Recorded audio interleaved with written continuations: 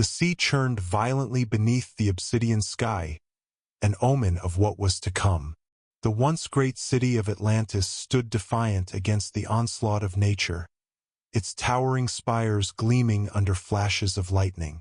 At the heart of this doomed paradise, the Phoenix Tower rose like a monument to humanity's hubris, its golden surface reflecting the chaos around it. Within its sanctum, Carter Duvall ran his fingers over an ancient artifact, the heart of Aegean, a crystalline core pulsing with an eerie blue light. It was said to be the lifeblood of Atlantis, the key to its prosperity, and the harbinger of its doom.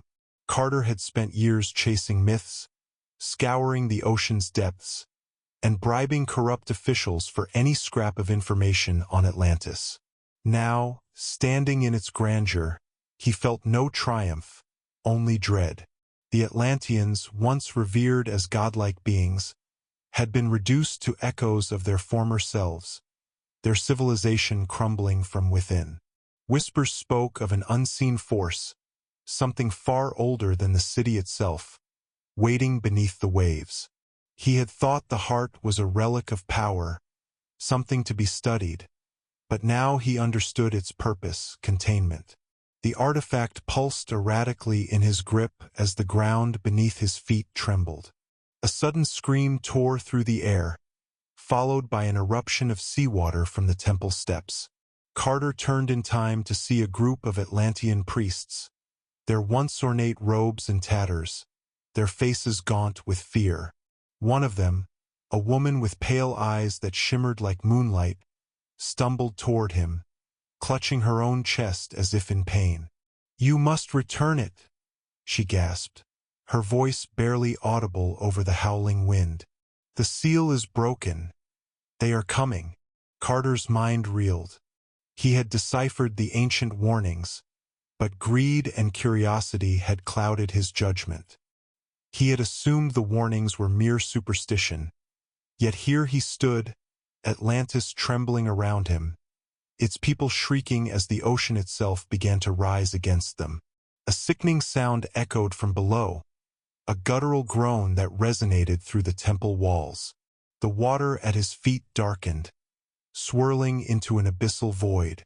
Then they emerged, things that had slumbered beneath Atlantis for eons, waiting for the moment they would be free. They had no fixed form, only shifting masses of shadow and tendrils that dripped with ink-black ichor. Eyes, hundreds of them, flickered within their amorphous bodies, glowing with an unholy hunger. The first tendril lashed out, wrapping around a priest, dragging him screaming into the churning mass. Carter stumbled back, gripping the heart of Aegean like a lifeline. He had to fix this. He had to reseal whatever he had unleashed. But how?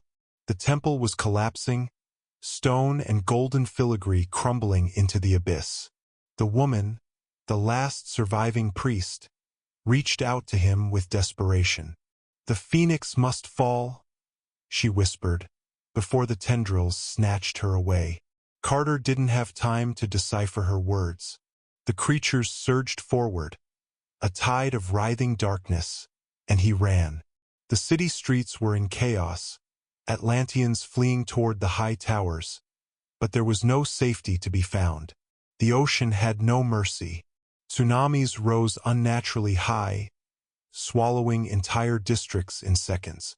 Fire burst from the earth, as if Atlantis itself was being torn apart from within. He saw a child clinging to the ruins of a once grand statue, his eyes wide with terror, before a wave consumed him. Carter reached the highest spire, the Phoenix Tower, its golden flames, meant to symbolize rebirth, now a cruel irony. The final moments of Atlantis played out before him, a cataclysm of his own making. He knelt before the heart, desperately trying to recall the ancient inscriptions, the warnings he had ignored.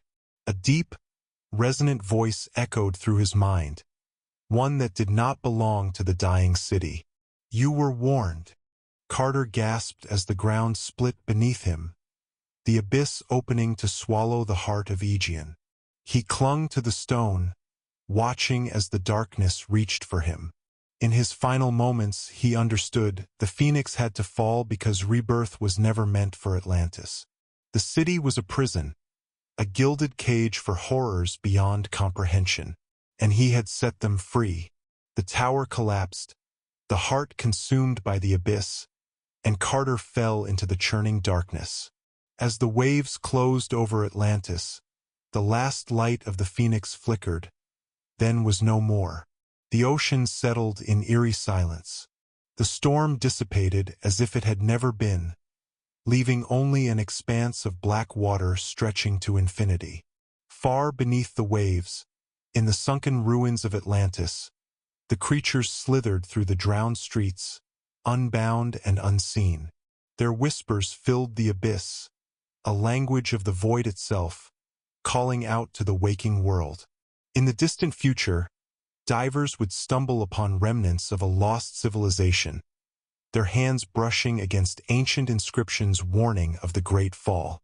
They would marvel at the artistry, oblivious to the unseen eyes watching from the shadows, waiting for another fool to seek the heart. And when that day came, the ocean would churn once more.